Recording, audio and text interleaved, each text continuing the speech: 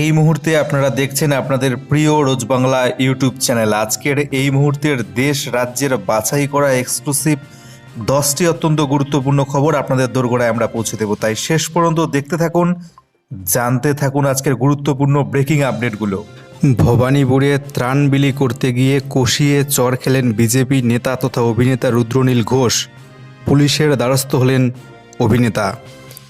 Corona আবহে BJP নেতাদের ময়দানে নেমে কাজ করার নির্দেশ দিয়েছে রাজ্য বিজেপি নেতৃত্ব। অতিমারির সময় তাই গেরুয়া শিবিরের অনেক নেতাকেই সাধারণ মানুষের পাশে থাকতে দেখা যাচ্ছে, কিন্তু ভবানীপুরে ত্রাণ বিলি করতে গিয়ে হামলার মুখে পড়তে হলো অভিনেতা তথা বিজেপি নেতা রুদ্রনীল ঘোষকে। তাকে কষিয়ে চর মারা হয়েছে বলে অভিযোগ সেই বিজেপি নেতা রুদ্রনীল ঘোষের। শুক্রবার ভবানীপুর এলাকায় ত্রাণ দিতে পৌঁছেছিলেন রুদ্রনীল ঘোষ। 71 নম্বর ওয়ার্ডের প্রায় 300 পরিবারের হাতে ত্রাণের সামগ্রী তুলে দিচ্ছিলেন তিনি, কিন্তু তারপরেই হামলার মুখে পড়েন তিনি। অভিযোগ, ভবানীপুরে তৃণমূল নেতা বাবলু সিংয়ের নেতৃত্বে তার উপর হামলা করা হয়, এমনকি অভিনেতাকে কষিয়ে চড় মারা হয় বলে অভিযোগ। ত্রাণ দিতে এসে মার খেয়ে গেলাম, রুদ্রনীল ঘোষকে সোজা চড় মেরে দিল। এসব কি চলছে রাজ্যে? কেউ ত্রাণও দিতে পারবে না? প্রশ্ন ছুড়েছেন রুদ্রনীল ঘোষ। আমার সঙ্গীদেরও মারা হয়েছে বলে ক্ষুব্ধ রুদ্রনীল ঘোষ এদিন জানান।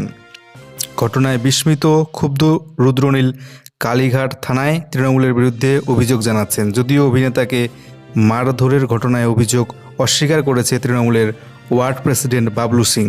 উল্লেখ্য, এর আগেও একাধিকবার স্থানীয়দের বিক্ষোভের মুখে পড়তে হয়েছে রুদ্রনীল ঘোষকে। 21 বিধানসভায় ভবানীপুরের বিজেপি প্রার্থী হিসেবে প্রচারে বেরিয়ে তিনি বহুবার বাধাপ্রাপ্ত হয়েছিলেন। তাকে ঘিরে গো ব্যাক স্লোগানও উঠেছিল সেখানে। এবার ত্রাণ বিলি করতে গিয়ে কষিয়ে চর খেলেন রুদ্রনীল ঘোষ। আরও একবার কেন্দ্র রাজ্য তীব্র সংঘাত। মোদি এবং শাহর বিজেপি আর কত নামবে? রাজ্যের মুখ্য সচিব আলাপন বন্দ্যোপাধ্যায়ের বদলি নিয়ে চরম ক্ষোভ তৃণমূলে। শুক্রবার বাংলার মুখ্য সচিব আলাপন বন্দ্যোপাধ্যায়কে চিঠি দিয়ে বদলির নির্দেশ দিল কেন্দ্র সরকার। আপাতত দিল্লিতে কাজ করতে হবে তাকে। 31 মে অর্থাৎ সোমবার সকাল 10টায় তাকে দিল্লি কর্মীবৃন্দ এবং প্রশিক্ষণ মন্ত্রকে হাজিরা দিতে বলা হয়েছে। যদিও আগে আলাপন বন্দ্যোপাধ্যায়কে রাজ্যের মুখ্য সচিব পদে রেখে দেওয়ায় সায় দিয়েছিল কেন্দ্র সরকার। আচমকা এই পরিবর্তনে তীব্র ক্ষোভ প্রকাশ করল রাজ্যের শাসক দল। সরাসরি আঙ্গুল তুলল মোদি শাহর দিকে। তৃণমূল নেতাদের দাবি, রাজ্যের ওপর প্রতিশোধ নিতেই এসব করছে বিজেপি সরকার। তৃণমূলের সাংসদ সুখেন্দু শেখর রায় বলছেন, স্বাধীনতার পর কি এরকম হয়েছে কখনো? রাজ্যের মুখ্য সচিবকে জোর করে কেন্দ্রে বদলি করছে কেন্দ্রীয় সরকার। আর কত নিচে নামবে মোদি শাহর বিজেপি? বাংলার মানুষ এই দুজনকে খারিজ করে মমতা বন্দ্যোপাধ্যায়কে বিপুল ভোটে জয়ী করেছেন বলেই এসব চক্রান্ত করছে বিজেপি। একই সুরে ক্ষোভ উগড়ে দিয়েছেন তৃণমূলের মুখপাত্র কুণাল ঘোষ। বললেন, প্রতিহিংসার পথে হাঁটছে কেন্দ্র এবং বিজেপি। আমরা এর তীব্র বিরোধিতা করছি। করোনা এবং ইয়াস পরিস্থিতিতে এই বদলির নির্দেশের উদ্দেশ্যে শুধু পশ্চিমবঙ্গ সরকারের ক্ষতি করা নয়, পশ্চিমবঙ্গের মানুষের ক্ষতি করা। তৃণমূল সাংসদ সৌগত রায়ের কথায়, ভোটে হারার পরে যত রকমভাবে নোংরামো করা যায় বিজেপি কেন্দ্রীয় সরকার সেটাই করছে। সূত্রের খবর, কেন্দ্রের এই নির্দেশের বিরোধিতা করতে পারে রাজ্য সরকার, অবশ্যই সংবিধানের আওতায় থেকে। প্রসঙ্গত, বিধ্বংসী ঘূর্ণিঝড় ইয়াসের ক্ষয়ক্ষতির পর্যালোচনা সংক্রান্ত প্রধানমন্ত্রী নরেন্দ্র মোদীর বৈঠকে কেন্দ্রীয় সরকার বিরোধী দলনেতা শুভেন্দু অধিকারী এবং কেন্দ্রীয় মন্ত্রী দেবশ্রী চৌধুরীকে ডাকায় প্রধানমন্ত্রীর সেই বৈঠকে উপস্থিত থাকেননি রাজ্যের মুখ্যমন্ত্রী মমতা বন্দ্যোপাধ্যায়। সেই কারণেই হয়তো প্রতিহিংসাবশত বিজেপি রাজ্যের মুখ্য সচিব আলাপন বন্দ্যোপাধ্যায়কে দিল্লিতে বদলির এই নির্দেশ দিল বলে তৃণমূল মনে করছে। অবশেষে স্বস্তি। দীর্ঘ টানাপোড়েনের পর 4 হেভিওয়েট নেতা মন্ত্রীর জামিন মঞ্জুর। নারদ মামলায় 4 হেভিওয়েটের অন্তর্বর্তী জামিন মঞ্জুর হলো হাইকোর্টে। 2 লক্ষ টাকার ব্যক্তিগত বন্ডে অন্তর্বর্তী জামিন পেলেন ফিরহাদ হাকিম, সুব্রত মুখোপাধ্যায়, তৃণমূল বিধায়ক মদন মিত্র এবং প্রাক্তন মেয়র শোভন চট্টোপাধ্যায়। অপরদিকে বিধ্বংসী ঘূর্ণিঝড় ইয়াস বা যশ মোকাবিলায় বাংলাসহ ক্ষতিগ্রস্ত 3 রাজ্যকে 1000 কোটি টাকার সাহায্য প্রধানমন্ত্রী মোদীর। অতি শক্তিশালী ঘূর্ণিঝড় ইয়াস বা যশ তছনছ করে দিয়েছে বাংলা এবং উড়িষ্যার উপকূলীয় অঞ্চলকে। প্রলয়ের সাক্ষী 2 রাজ্যের বেশ কয়েকটি জেলা। শুক্রবার তা সরেজমিনে দেখতে এসেছিলেন প্রধানমন্ত্রী নরেন্দ্র মোদী। আকাশপথে বিপর্যস্ত পূর্ব মেদিনীপুর জেলার ধ্বংসাবশেষ দেখে পর্যালোচনা বৈঠকে ক্ষয়ক্ষতি খতিয়ে দেখে 1,000 কোটি টাকা সাহায্য ঘোষণা করলেন তিনি। দিল্লি ফিরে যেতেই একথা জানানো হয়েছে প্রধানমন্ত্রীর দপ্তর থেকে। এছাড়া সব রকম সাহায্যের আশ্বাস দিয়েছেন প্রধানমন্ত্রী নরেন্দ্র মোদী। জানা গিয়েছে এদিন কলাইকুণ্ডায় প্রধানমন্ত্রীর সঙ্গে অতি অল্প সময়ের জন্য সাক্ষাৎ করেন মুখ্যমন্ত্রী মমতা বন্দ্যোপাধ্যায়। যশ বা ইয়াসের যাবতীয় ক্ষয়ক্ষতির হিসাব প্রধানমন্ত্রীর হাতে তুলে দেন মুখ্যমন্ত্রী। সুন্দরবন এবং দীঘাকে নতুন করে সাজিয়ে তুলতে মোট 20,000 কোটি টাকার প্যাকেজ দাবি করেছিলেন মুখ্যমন্ত্রী। যদিও তার সংশয় ছিল কতটা পাবেন কেন্দ্রের আর্থিক সাহায্য। প্রধানমন্ত্রী ফিরে যেতেই দেখা গেল তার আশঙ্কা অনেকটাই সত্যি হলো। ইয়াস বিধ্বস্ত ওড়িশা, ঝাড়খণ্ড এবং বাংলা 3 রাজ্যের জন্য মোট 1,000 কোটি টাকা প্যাকেজ বরাদ্দ করেছে কেন্দ্র। তার মধ্যে ওড়িশাকে দেওয়া হচ্ছে 500 কোটি টাকা এবং ঝাড়খণ্ড, বাংলা 2 রাজ্যকে মিলে দেওয়া হচ্ছে মোট 500 কোটি টাকা।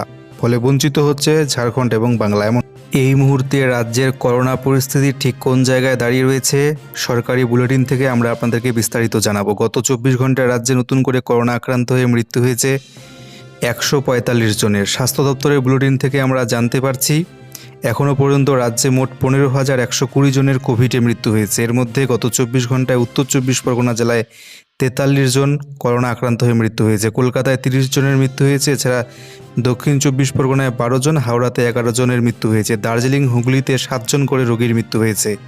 অন্যদিকে উত্তর দিনাজপুর, মুর্শিদাবাদে 6 জন করে করোনা আক্রান্তের মৃত্যু হয়েছে। বীরভূমে 5 জন, জলপাইগুড়িতে 4 জন, কোচবিহারে 3 জন, দক্ষিণ দিনাজপুর, পুরুলিয়া, বাঁকুড়া, পশ্চিম মেদিনীপুর, পশ্চিম বর্ধমানে 2 জন করে করোনা আক্রান্তের মৃত্যু হয়েছে গত 24 ঘন্টায়। এছাড়া নদিয়াতে 1 জন আক্রান্তের মৃত্যু হয়েছে গত 24 ঘন্টায়। গত 24 ঘন্টায় রাজ্যে মোট 1,74,086 জনকে করোনার ভ্যাকসিন বা টিকা দেওয়া হয়েছে। সেই সঙ্গে গত 24 ঘন্টায় কোভিড টেস্ট করা হয়েছে 59,188 জন। তবে রাজ্যবাসীর জন্য স্বস্তির খবর, লকডাউন রাজ্যে জারি থাকায় কিন্তু প্রত্যেক দিন বর্তমানে সংক্রমণের হার কিন্তু অনেকটাই দিন দিন কমে আসছে এবং এটাই কিন্তু অনেকটা স্বস্তির খবর প্রত্যেক রাজ্যবাসী। অপরদিকে দেশে বেকারত্ব বৃদ্ধির মাঝে আরও একটি দুঃসংবাদ, 13,450টি পদ বিলোপ ভারতীয় রেলের। কোভিড পরিস্থিতিতে বিধ্বস্ত গোটা দেশ, বেকারত্বের সমস্যা প্রত্যেক দিন বাড়ছে। আর ঠিক এই পরিস্থিতিতে ভারতীয় রেল থেকে চলতি বছরে 13,450টি পদের বিলোপ ঘটানো হলো। আর এই নিয়েই বিতর্ক তুঙ্গে। বেশ কয়েক বছর ধরে শূন্যপদের বিলোপ ঘটানো শুরু করেছে রেলের অর্থনৈতিক পরিস্থিতি খারাপ, বিভিন্ন পদে লোক নিয়োগের প্রয়োজন নেই বলে মনে করে তা বিলোপের সিদ্ধান্ত নিয়েছে রেল বোর্ডের এক্সিকিউটিভ ডিরেক্টর উমেশ বালুন্ডা গত 20 মে জোনাল রেলগুলোর জিএওদের এই পদগুলো বিলোপের নির্দেশ দিয়েছে। নির্দেশে বলা হয়েছে ওয়ার্ক স্টাডির পর চলতি আর্থিক বছরে 13,450টি পদের বিলোপ ঘটানো হচ্ছে। কোভিড পরিস্থিতিতে রেলের এই চরম সিদ্ধান্তে রীতিমতো ক্ষোভ জানিয়েছে অল ইন্ডিয়া রেলওয়ে মেন্স ফেডারেশনের জিএস শিবগোপাল মিশ্র। সিদ্ধান্তের প্রতিবাদ জানিয়ে আন্দোলনের পথে পূর্ব রেলের মেন্স ইউনিয়নও। সংগঠনের সাধারণ সম্পাদক অমিত ঘোষ অভিযোগ করে বলেছেন, প্রয়োজনের তুলনায় এমনিতেই কর্মী কম, কোভিডে মারা গিয়েছে অনেক কর্মী, ফলে কর্মীদের ওপর বাড়তি চাপ তৈরি হয়েছে। এজন্য শূন্যপদের নিয়োগ খুবই জরুরি। সেই শূন্যপদে নিয়োগ না ঘটিয়ে পদের বিলোপ ঘটানো হচ্ছে। এটা রেলকে বেসরকারীকরণের দিকে নিয়ে যাওয়ার এক বড় চক্রান্ত বলে তিনি জানিয়েছেন। এর প্রতিবাদে রেলকর্মীরা পথে নামবেন বলে জানানো হয়েছে। বিরাট বড় ঘোষণা, নতুন নিয়ম কেন্দ্র সরকারের। টোল প্লাজা নিয়ে নতুন সিদ্ধান্ত। 4 চাকার গাড়ি থাকলে আপনার জন্য সুখবর, যান চলাচলে আসবে গতি। ফাস্ট্যাগের পর টোল প্লাজার জ্যাম কাটাতে ফের বড় ঘোষণা কেন্দ্রের। ইতিমধ্যে দেশের সমস্ত জাতীয় সড়কে বাধ্যতামূলক হয়ে গিয়েছে ফাস্ট্যাগ পদ্ধতি। সহজে টোল ট্যাক্স নেওয়ার উদ্দেশ্যে এই নয়া পদ্ধতির অবতারণা করেছে কেন্দ্র সরকার। এমন অবস্থায় এবার টোল ট্যাক্স দেওয়ার জন্য দুর্ভোগ কমাতে আরও একটি নতুন নিয়ম চালু করল কেন্দ্র। নতুন নিয়মে বলা হয়েছে, টোল প্লাজায় যদি 100 মিটারের বেশি দীর্ঘ লাইনে যানবাহন থাকে তবে তাদের কাছ থেকে টোল ট্যাক্স আদায় করা হবে না বলে জানা যাচ্ছে। নতুন নিয়ম অনুযায়ী 100 মিটার পর একটি হলুদ লাইন আঁকা থাকবে। সেই লাইন পর্যন্ত জ্যাম পৌঁছে গেলে জ্যাম কাটানোর জন্য গাড়িগুলোকে ছেড়ে দেওয়া হবে। হলুদ লাইনের পরে থাকা গাড়িগুলোকে ফের দিতে হবে ট্যাক্স। টোল প্লাজায় গাড়ি চলাচলে গতি আনতে সম্প্রতি এই নয়া নির্দেশিকা জারি করেছে national highway authority of India. এদিকে ফাস্ট্যাগের ফলে টোল প্লাজায় জ্যামের সমস্যার সমাধানের চেষ্টা করা হলেও এখনও পুরোপুরি সুরাহা মেলেনি। এখনও ব্যস্ত প্লাজাগুলোতে বহু ক্ষেত্রে অনেকক্ষণ গাড়ি দাঁড়িয়ে থাকার সমস্যা রয়েছে। তাই এই সমস্যা মেটাতে কেন্দ্রের তরফেই অভিনব উদ্যোগ নেওয়া হয়েছে বলে মনে করছে ওয়াকিবহাল মহল। এদিকে ফাস্ট্যাগের প্রযুক্তির কারণে সরকার বার্ষিক 10,300 কোটি টাকা রাজস্ব বৃদ্ধি করেছে বলে জানা যাচ্ছে। বিশেষজ্ঞদের মতে 100 মিটারের বেশি দীর্ঘ লাইনে আটকে থাকা গাড়ির টোল ট্যাক্স ছাড়ের সিদ্ধান্তে যান চলাচলের গড় গতি 30 থেকে 40% বৃদ্ধি করবে। গতি বাড়বে টোল প্লাজায়। 300 টাকা থেকে শুরু করে সর্বোচ্চ 30,000 টাকা বিধ্বংসী ঘূর্ণিঝড় ইয়াস বাবদ ক্ষতিপূরণ ঘোষণা করল রাজ্য সরকার। কে কত টাকা পাবেন ক্ষতিপূরণ জানিয়ে দিল রাজ্য সরকার, জানাবো আপনাদেরকে। ত্রাণ বন্টনে কোনো রকম কার্পণ্য চান না বলে আগেই জানিয়ে দিয়েছেন মুখ্যমন্ত্রী। এবার ঘূর্ণিঝড় ইয়াসে ক্ষতিগ্রস্তদের জন্য ক্ষতিপূরণের ঘোষণা করল রাজ্য সরকার। কৃষক, মৎস্যজীবী, হস্তশিল্পীদের জন্য সেখানে ন্যূনতম 300 টাকা থেকে সর্বোচ্চ 30,000 টাকা পর্যন্ত ক্ষতিপূরণ ঘোষণা করলেন মুখ্যমন্ত্রী। শুক্রবার 2 পরগনায় ক্ষয়ক্ষতি পরিদর্শনে যান মমতা। তারপরেই নবান্নের তরফে রাজ্য বিপর্যয় মোকাবিলা নাগরিক প্রতিরক্ষা তহবিল থেকে ক্ষতিপূরণের কথা ঘোষণা করা হয়। বলা হয়েছে, ফসল নষ্টের ক্ষেত্রে ন্যূনতম 1,000 টাকা ক্ষতিপূরণ পাবেন কৃষকরা, সর্বোচ্চ পাবেন 2,500 টাকা। ঘূর্ণিঝড়ের দাপটে যাদের ঘরবাড়ি ধূলিসাৎ হয়ে গিয়েছে তাদের পরিবার পিছু 20,000 টাকা করে দেবে সরকার। ঘরবাড়ি আংশিকভাবে ক্ষতিগ্রস্ত হলে পরিবার পিছু 5,000 টাকা দেওয়া হবে।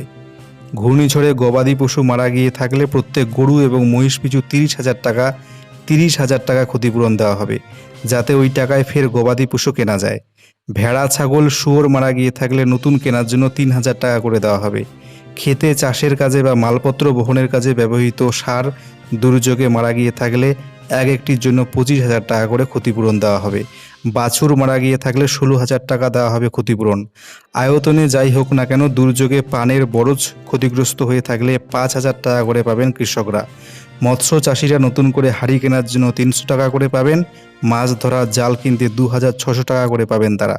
ঝড়ের দাপটে নৌকো সম্পূর্ণ ক্ষতিগ্রস্ত হলে প্রতিটি নৌকো কেনার জন্য 10,000 টাকা করে দেওয়া হবে। নৌকা আংশিক ক্ষতিগ্রস্ত হলে 5,000 টাকা করে পাবেন তারা। হস্তশিল্পীদের যন্ত্রপাতি কিনতে মাথাপিছু 4,100 টাকা করে দেবে রাজ্য সরকার। কাঁচামাল কিনতেও মাথাপিছু 4,100 টাকা করে পাবেন তারা। গুদামঘর, দোকান, জিনিসপত্র মজুদ রাখার জায়গা ঝড়ে ক্ষতিগ্রস্ত হলে ইউনিট প্রতি 10,000 টাকা করে দেওয়া হবে। ইয়াসের ক্ষতিপূরণও বাড়ি বাড়ি পৌঁছে দেওয়ার পরিকল্পনা নিয়েছে রাজ্য সরকার। তার জন্য গ্রামে গ্রামে, ব্লকে দুয়ারে ত্রাণ কর্মসূচি নিয়েছে ইতিমধ্যেই মমতা বন্দ্যোপাধ্যায় সরকার। সেখানে গিয়ে ক্ষতিগ্রস্তদের আবেদন করতে হবে। সব কিছু খতিয়ে দেখে আগামী 1 জুলাই থেকে 7 জুলাইয়ের মধ্যে সকলের ব্যাংক অ্যাকাউন্টে সরাসরি ক্ষতিপূরণের টাকা পাঠিয়ে দেবে রাজ্য সরকার। আগামী 3রা জুন থেকে চালু হচ্ছে দুয়ারে ত্রাণ শিবির। আবেদনপত্র সংগ্রহ করা যাবে 3রা জুন থেকে 18 জুন পর্যন্ত। সেই সময়ের মধ্যে জমা দিতে হবে আবেদনপত্র। 19 থেকে 31 জুনের মধ্যে ক্ষয়ক্ষতি পর্যালোচনা করে দেখা হবে। তারপর 1 জুলাই থেকে 7 জুলাইয়ের মধ্যে সকলের অ্যাকাউন্টে টাকা পাঠিয়ে দেবে রাজ্য সরকার। কিছুটা হলেও স্বস্তির খবর, শর্ত সাপেক্ষে তুলে দেওয়া হচ্ছে লকডাউন। সঠিক সময়ে লকডাউনের সিদ্ধান্ত কার্যকর হয়েছে। করোনার দ্বিতীয় ঢেউ সামলে সুস্থতার হার বেড়েছে দিল্লিতে। করোনামুক্ত হওয়ার সংখ্যা সংক্রমণের চেয়ে অনেক বেশি। এমনই স্বস্তির পরিস্থিতি আসতেই বড় ঘোষণা করলেন দিল্লির মুখ্যমন্ত্রী অরবিন্দ কেজরিওয়াল। তিনি জানান, 31 মে সোমবার থেকে ধাপে ধাপে দিল্লি থেকে সরিয়ে নেওয়া হবে লকডাউন।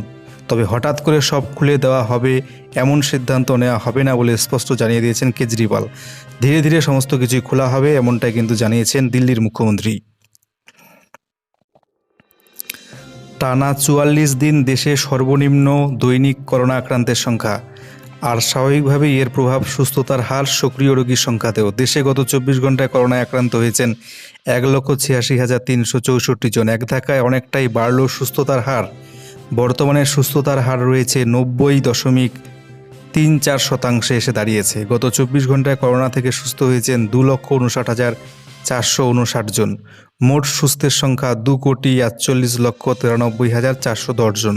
পাশাপাশি চলছে দেশজুড়ে টিকাকরণ কর্মসূচি। তো বুঝতেই পারছেন, সঠিক সময়ে দিল্লিতে লকডাউন ঘোষণা করা হয়েছিল, তার ফলে কিন্তু সেখানে দিন দিন সংক্রমণের সংখ্যা কমে যাচ্ছে। ফলে 31 মে থেকে কিন্তু সেখানে ধীরে ধীরে লকডাউন উঠে যাওয়ার ঘোষণা করলেন মুখ্যমন্ত্রী অরবিন্দ কেজরিওয়াল। শর্ত সাপেক্ষে তুলে নেওয়া হচ্ছে সেখানকার লকডাউন 31 মে থেকে। সর্বশেষে আপনাদেরকে জানাবো কেমন থাকবে রাজ্যের আবহাওয়া। আগামী 48 ঘন্টায় 5 ডিগ্রি পর্যন্ত তাপমাত্রা বাড়তে পারে কলকাতায়। তাপমাত্রা বাড়বে দক্ষিণবঙ্গেও। আলিপুর আবহাওয়া দপ্তর জানিয়েছে গরমের সঙ্গে পাল্লা দিয়ে বাড়বে অস্বস্তি দক্ষিণবঙ্গ জুড়ে। তবে উত্তরবঙ্গে ভারী বৃষ্টি চলবে। কোচবিহার এবং আলিপুরদুয়ারে ভারী বৃষ্টি হওয়ার সম্ভাবনা রয়েছে। মালদহ, দার্জিলিং, কালিম্পংয়ে ভারী বৃষ্টির সম্ভাবনা। উত্তরবঙ্গের বাকি জেলাগুলোতেও মাঝারি বৃষ্টির পূর্বাভাস রয়েছে আগামী 24 ঘন্টায়। দক্ষিণবঙ্গের কয়েকটি জেলাতেও কয়েক পশলা বৃষ্টির পূর্বাভাস দেওয়া হয়েছে আবহাওয়া দপ্তরের তরফ থেকে। পশ্চিম বর্ধমানে 2-1 পশলা ভারী বৃষ্টির পূর্বাভাস রয়েছে। বীরভূমেও 2-1 পশলা ভারী বৃষ্টির পূর্বাভাস দিয়েছে আলিপুর আবহাওয়া দপ্তর।